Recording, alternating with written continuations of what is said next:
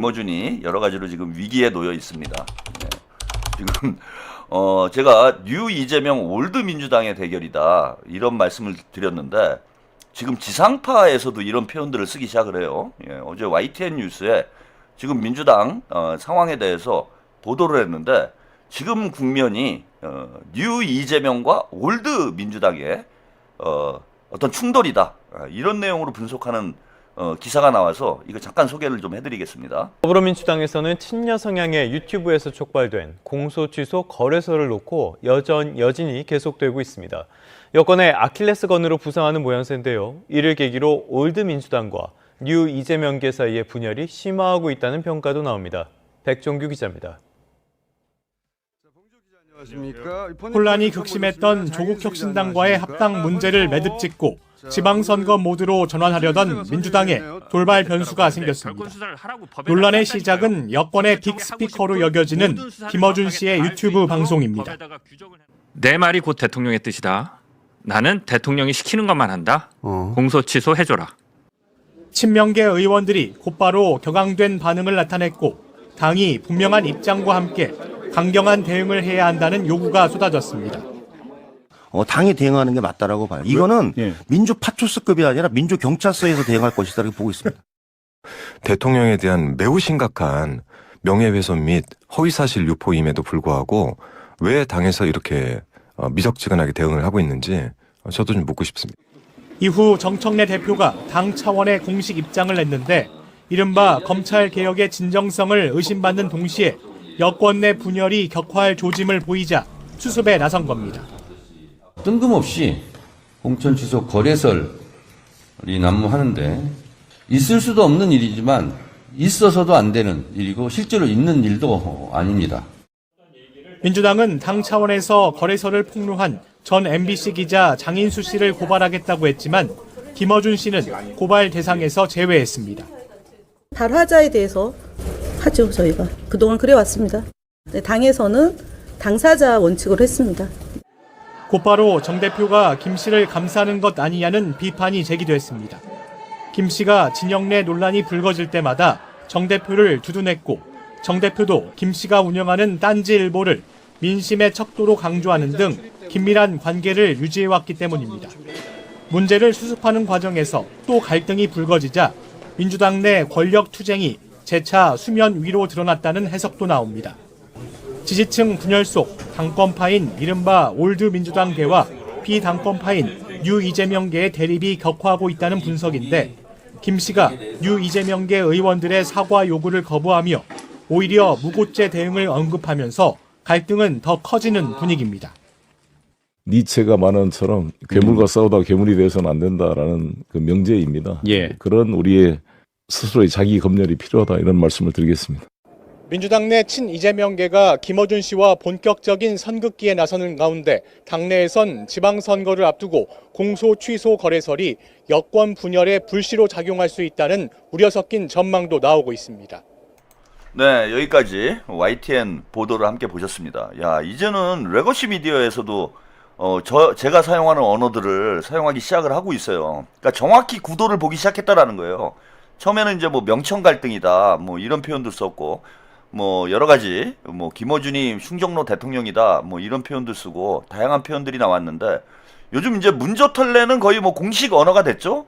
제가 볼 때는 뭐 조만간에 국어사전에도 올라가지 않을까 문조털레 하도 궁금해하는 사람이 많아가지고 지금은 레거시 미디어에서도 문조털레를 쓰기 시작하더라고. 근데 이제 조털레유는 잘 안 쓰더라고요. 조털레유는 좀 이게 욕처럼 들리는 그런 부분이 있어서 부담스러워서 그러는지 아직 조털레유는 안 쓰는데 이제 문조털레는 뭐 안 쓰는 사람이 없을 정도로 많이 쓰는 상황이 됐고 여기에 이제 뉴 이재명과 올드 민주당의 대결이다. 한마디로 말씀드리면은 민주당의 구주류와 신주류가 싸우고 있는 거예요. 지금 친명과 친문이 격돌을 하는 거고 민주당의 권력 이동 과정에서 나타나는 투쟁의 과정, 정치 투쟁의 과정이다. 이게 본질이라는 겁니다.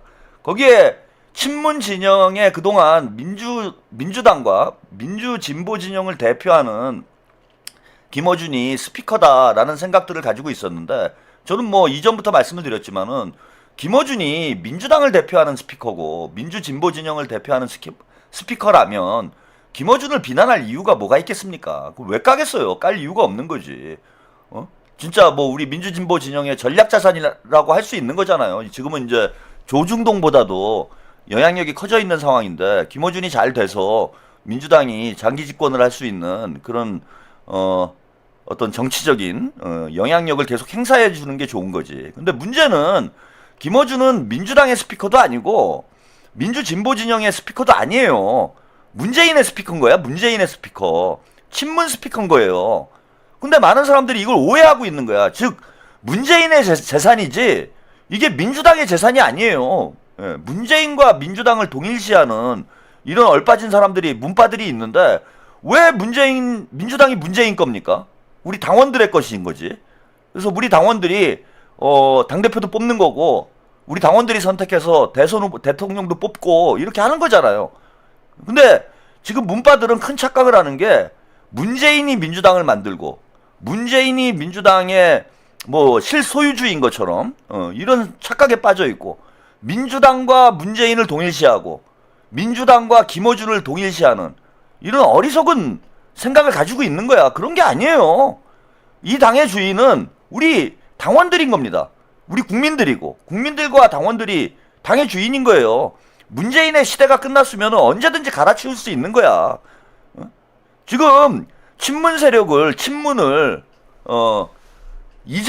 문재인을 이재명으로 갈아치운 지 지금 몇 년이 됐습니까? 2021년 대선 후보 경선 때 이재명 대통령이 승리를 하면서 우리 당원들은 민주당의 세력 교체를 한 거예요. 주류 교체를 한 거야, 주류 교체를. 친명으로 주류 교체를 했어.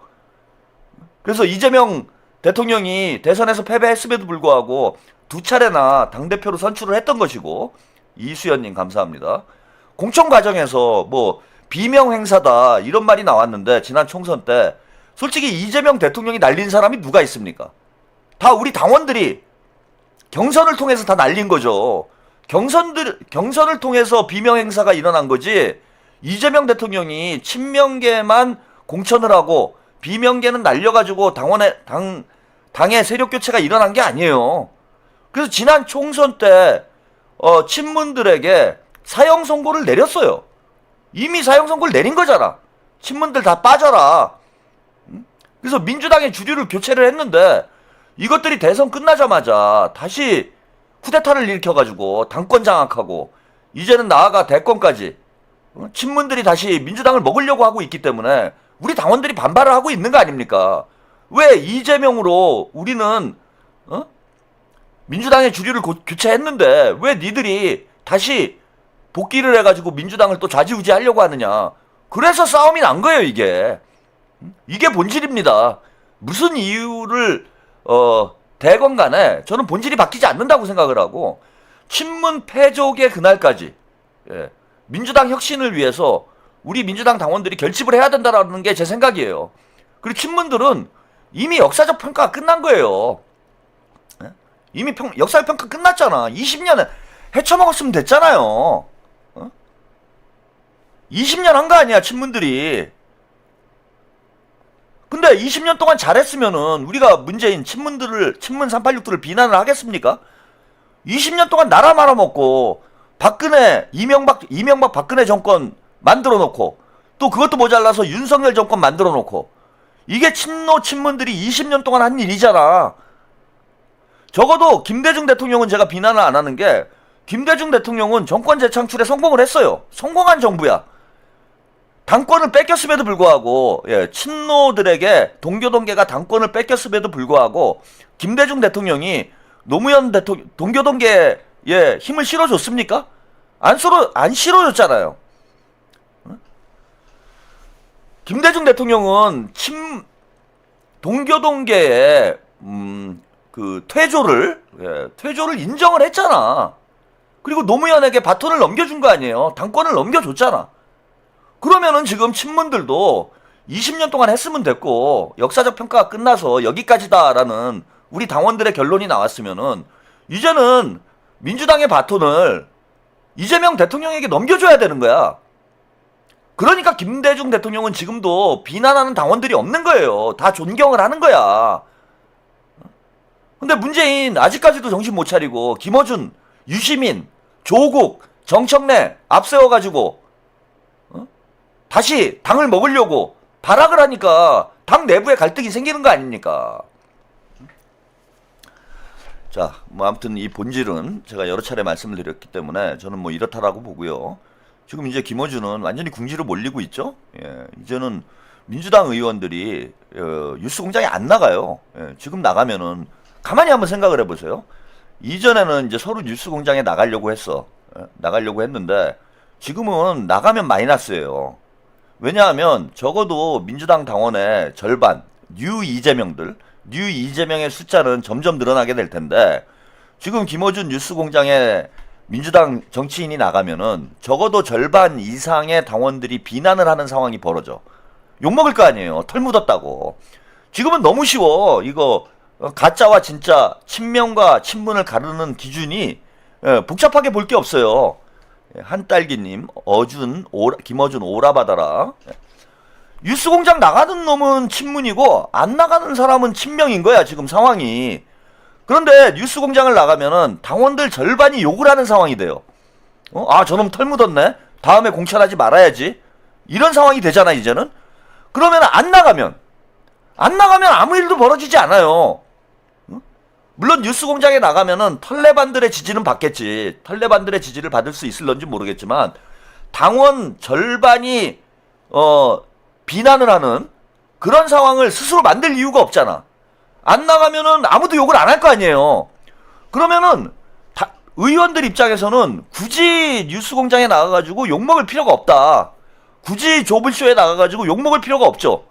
안 나가면 욕을 안 먹는데 나가서 절반한테 욕을 먹을 이유가 없잖아요. 그러니까 정상적인 사람이라면은 앞으로 조스공장이나 조블쇼에 안 나가는 분위기가 형성이 될 거예요. 그래서 합당 사태 이후에 제가 볼 때는 지금 조스공장에 민주당 의원들이 거의 섭외가 안 돼요. 섭외가 안 되고 아예 친문 성향이 확실한 사람이나 아니면은 조국당 예? 뭐 맨날 박은정, 신장식, 황운하 이거 가지고 돌려막기 하고 있잖아. 그러면 이러면 이럴수록 자 민주당 의원들은 안 나가니까 섭외할 수 있는 데는 조국당 의원들밖에 없고 그럼 조국당만 계속 나와. 예? 이게 본인이 의도한 게 아니야. 아무도 안 나오려고 그러니까 어쩔 수 없이 조국당 의원들만 부르는데 그럼 민주당 당원들은 의심이 더 강해지는 거예요. 야 이거 조스공장 맞네. 야 저거 조블쇼네. 이런 의심이 더 강해지잖아. 악순환에 들어가 버리게 된다라는 거예요. 그래서 저는 앞으로 김어준과 그러니까 유튜버들의 전반적인 영향력이 약화될 거라고 봅니다. 의원들이 기피할 수밖에 없다. 그래서 아예 뭐 중립적인 성향을 가지고 있는 레거시 매체, 뭐 레거시에서도 유튜브를 많이 하잖아요. 이런데 이제 출연을 하고 개인 유튜브 채널에는 민주당 의원들이 당원들의 비난이 무서워서 출연을 안 하는 그런 방향으로 가게 될 거다. 그래서 김어준이 저는 지금까지 이런 압도적인 영향력, 민주진보 진영 내에서 압도적인 영향력이 생긴 건 두 가지 이유 때문에 그렇다고 봐요. 하나는 뭐냐 하면 정보력이에요. 정보력이 압도적으로 우세하기 때문에 뉴스공장을 안 볼 수가 없는 거야. 우리 민주당 당원들이. 내가 김어준을 안 좋아해도 민주당 내부의 상황, 정치권 동향을 알기 위해서 김어준 방송을 안 볼 수가 없어요. 정보 때문에. 그 다음에 두 번째는 뭐냐면 섭외력이에요. 그래서 정보력과 섭외력이 김어준의 그 경쟁력이라고 저는 평가를 합니다. 근데 정보력이 김어준이 압도적 우위에 있었던 건 뭐냐 하면은 친문 스피커라 그런 거예요. 그러니까 친문 세력이 당과 정부를 주도를 하고 있었기 때문에 고급 정보가 정부와 당의 고급 정보가 김어준한테 쏟아져 들어가지. 그러니까 김어준이 누구보다도 문재인 친문들이 주류였기 때문에 당과 정부의 상황을 어느 유튜버보다도 정확히 알 수 있는 유리한 위치에 있었던 거야. 근데 지금은 정보가 없어요. 이제 정보가 없잖아. 그러니까 어떤 일이 벌어진 거냐. 정보가 경쟁력인데 언론사는 정보가 경쟁력이에요. 어느 매체나 정보가 경쟁력인데 정보의 저수지가 말라버렸어 지금. 친문들이 다 권력의 주변부로 밀려나면서 정보의 저수지가 말라버린 상황이 됐어요. 그러니까 자, 하바리화 되는 거예요. 하바리화 된다라는 건 무슨 얘기냐?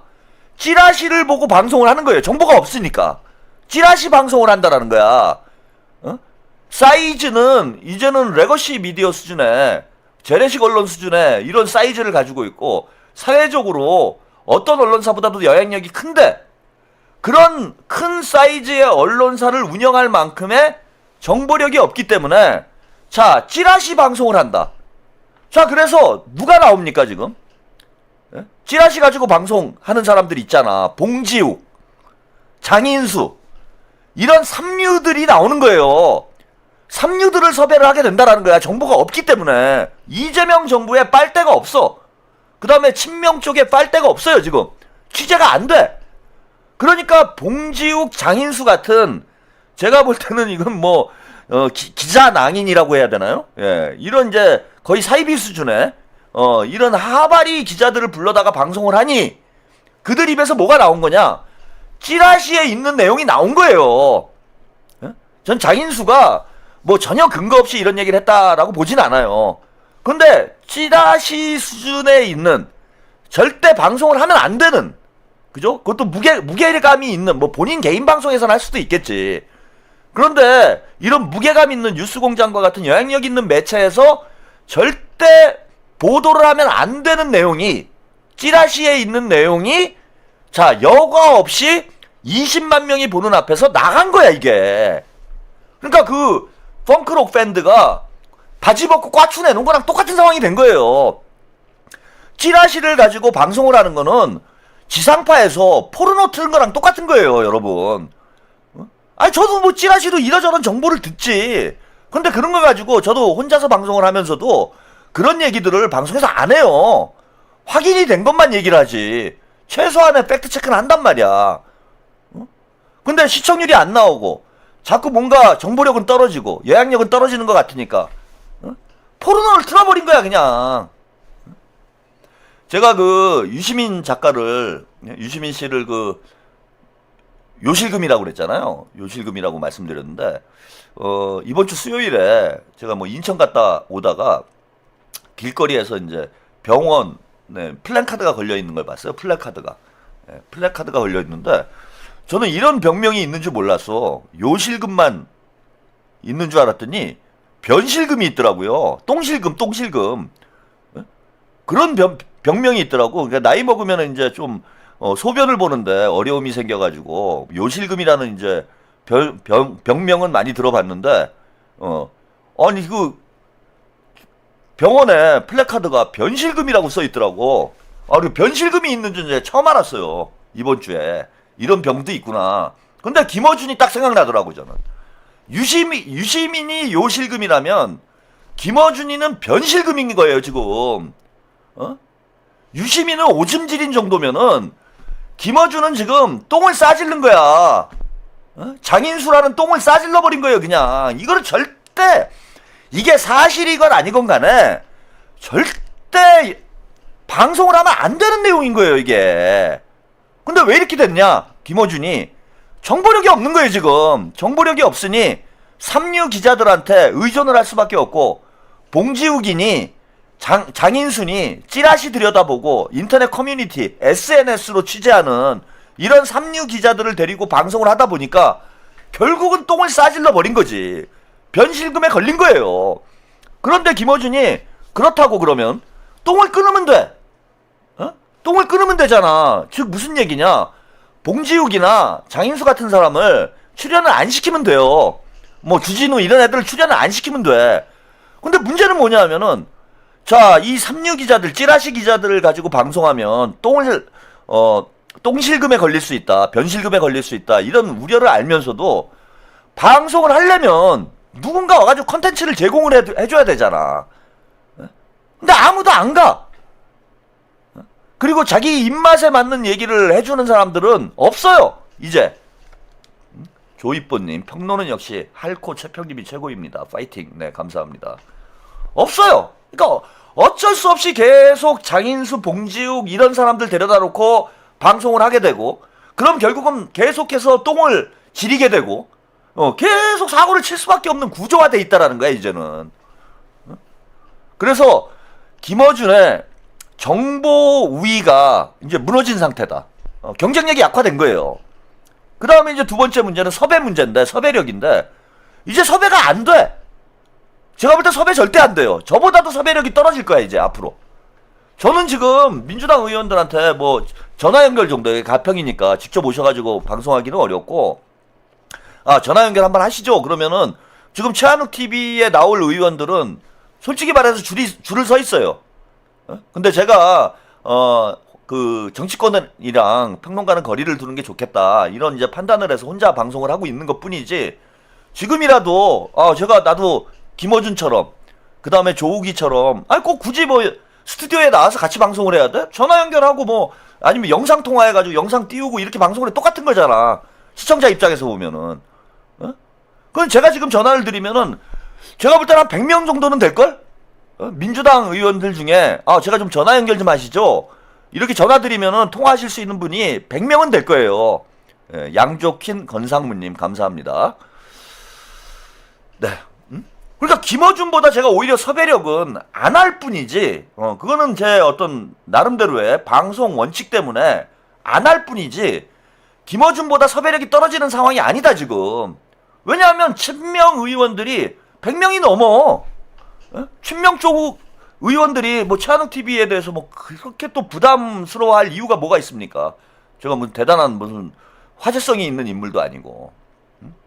그래서 이 두 가지가 무너진 상태가 됐다. 즉 아까 제가 말씀드린 대로 정보력과 섭외력으로 김어준이 오늘날 이런 영향력을 갖게 됐는데, 지금 이 두 가지가 다 무너진 상태가 됐다. 제가 볼 때는 시간이 지나면 지날수록 김어준의 영향력은 약화될 수밖에 없어요. 화가 없다님, 할콜은 찌라시만 말할 것 같은 톤인데 희한하게 기사나 오피셜만 띄우고 평론함, 그래서 챙겨봄. 저는 절대 찌라시 얘기 안 해요. 그건 삼류가 되는 거지. 하발이라는 게 뭐 구독자가 적고, 그 이동형이 요즘 또 열심히 이동 중이더라고요. 프레시맨이야 프레시맨, 번개맨이에요 번개맨. 양조킨 권상무님, 뉴 이재명들이 이제 막 힘이 강해지니까 정청래 빨아주다가 요즘 존나 이동 중이에요. 바쁘더라고. 이동형이 열심히 이동하고 있어. 막 번개맨 수준으로 그냥 막 빛의 속도로 이동을 하고 있더라고, 친명 쪽으로. 지도 뭐 바보가 아닌 이상 방송에서 벌어먹고 살려면 지금 김어준한테 붙으면 안 된다라는 거 정도의 판단 능력은 있겠지. 근데 이동형이 아무튼 뭐 그런 얘기 했잖아요. 뭐 하바리 유튜버다 뭐 이런 표현을 했는데, 그 하바리 유튜버라는 표현이 이동형이 생각에는 영향력이 좀 적은 사람들, 그러니까 뭐 구독자가 적다든지 시청률이 낮다든지 이런 사람들을 이제 하바리다, 그런 의미로 이동형이 아마 그 하발이라는 표현을 썼을 거예요. 근데 하발이라는 건 그런 양적으로 평가하는 게 아니라고 봐요 저는. 양조킨 권상무님 감사합니다. 질적으로 평가해야지. 그 찌라시 가지고 방송하는 거 이런 게 하발인 거야. 카더라, 찌라시, 그 다음에 여기저기서 뭐 술자리에서 주워 들은 얘기, 공식성이 없는 얘기를 가지고 아니면 말구식으로 이렇게 방송하는 게 하발인 거예요.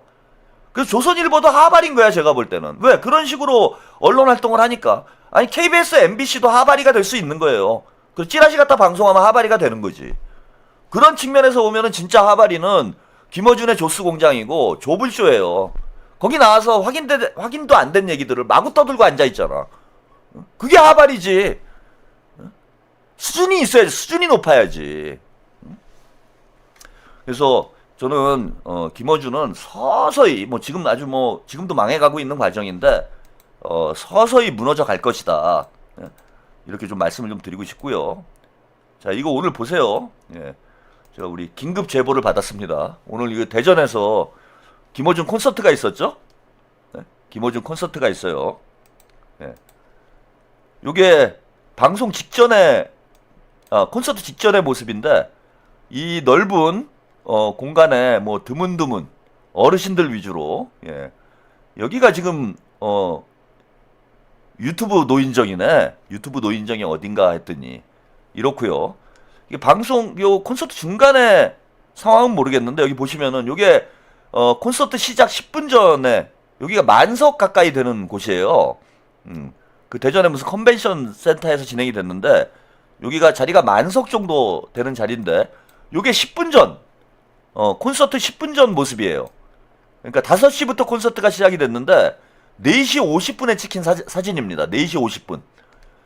이거 의자가 많이 비어있죠? 많이 비어있고 자 여기 다 원래 의자가 깔려 있어야 되는데 싹 치운 거야 여기. 싹 치운 거야 좌석을. 그 이게 문제가 되는 게 뭐냐면은 그러면은 이게 S석 뭐 R석 이래갖고 그 좌석을 등급을 나눠놨잖아요 얘네들이. 근데 등급대로 어떤 사람은 뭐 제일 비싼 게 보니까 99,000원이에요. 99,000원짜리 좌석이 있고 뭐 한 4, 5만원짜리 좌석이 있고 그러는데 여기 이제 요 바깥에 있었던 게 싼 좌석들일 거 아니야. 그럼 이 싼 좌석을 다 치웠으니 여기는 비싼 좌석이란 말이에요. 그러면은 이 비싼 좌석을 구매한 사람들은 완전히 바가지 쓴 게 되잖아요. 사람이 없다고 그래가지고 좌석을 치우면 안 된다는 거예요. 제 말씀은.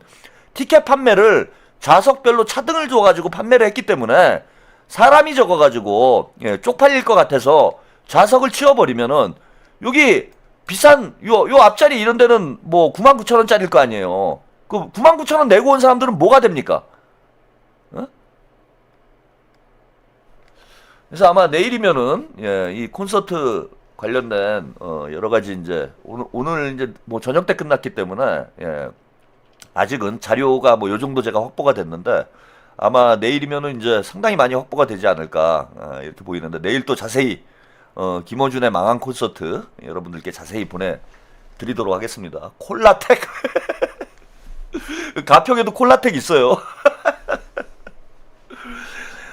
그리고 또 하나 재밌는 거는 오늘 대전에서 콘서트를 했는데 제가 아까 뭐 서두에도 말씀드렸지만은 과연 이번에 관전 포인트는 뭐냐? 대전 콘서트의 관전 포인트는 정청래가 갈 것인가 안 갈 것인가? 그 다음에 대전 충청권에 이번에 후보들 있잖아요. 사실 충청권에 출마하는 후보들만 해도 몇천 명이에요. 그렇잖아. 뭐 광역단체장들만 출마하는 게 아니라 기초단체장, 기초의원 뭐 그다음에 의원들 막 이런 거 다 따지면은 그 의원들만 와도 후보들만 와도 몇천 명이야. 후보가 한 명만 나오는 게 아니니까 몇천 명의 후보가 있는 거잖아 충청권에. 그래서 제일 큰 관전 포인트는 뭐냐면은 과연 예비 후보들하고 그다음에 의원들 그 이런 사람들이 저 콘서트에 갈 것인가 안 갈 것인가. 보니까 아무도 안 갔어요. 가장 관전 포인트는 그 정청래 고향이 금산 아닙니까? 충청권이 고향이잖아. 충청권에서 안 했다고 하더라도 정청래는 당연히 김어준 콘서트에 달려갔어야 되는데 정청래도 안 갔어요. 아, 좀 갔으면 좋았는데 저는 좀 기대를 했습니다. 그래 박수현은 가야 되잖아 지금. 이번에 출마를 하잖아요. 충남지사로 출마를 하잖아 박수현은. 그럼 당연히 가야 돼. 그리고 김어준하고 뭐 R36 아니에요. 근데 박수현도 안 보여. 아무도 안 보여. 정청래도 버린 거예요 지금. 정청래가 저는 저기 오늘 갔으면은 그거 가지고 방송 한 1시간은 제가 또 컨텐츠를 빨아먹을 수가 있는데 너무 안타까웠습니다. 그냥 오늘 털보 콘서트 간 사람들 누구누구 이거 가지고만도 제가 털파리를 제대로 할 수 있었는데 좀 아쉽네요. 혹시 아직은 확인이 안 됐으니까 내일까지 제가 확인을 하고 해서 저 자리에 저 콘서트에 참여한 민주당 정치인들은 제가 끝까지 추적해가지고 다 적발을 해서 골로 보낼 수 있도록 하겠습니다. 자, 이렇게 잃는 것도 있었지만요. 김어준이 얻은 것도 있어요. 그래서 뉴 김어준이 생겼다라는 거예요. 뉴 김어준 소식 뉴스 영상으로 잠깐 만나보고 가시겠습니다.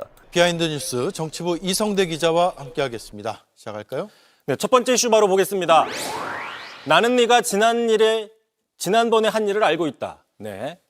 자, 야권의 정치인들이 지금 서로 때 아닌 과거 경력을 파헤치는 이른바 파묘 신경전을 벌이고 있습니다. 자, 발단은 어제였죠. 나경원 의원이었는데 한동훈 전 대표를 향해서 한 전 대표의 대중동원 그 뿌리가 바로 문재인 지지 모임이었다라면서 정체성 논란을 제기한 겁니다.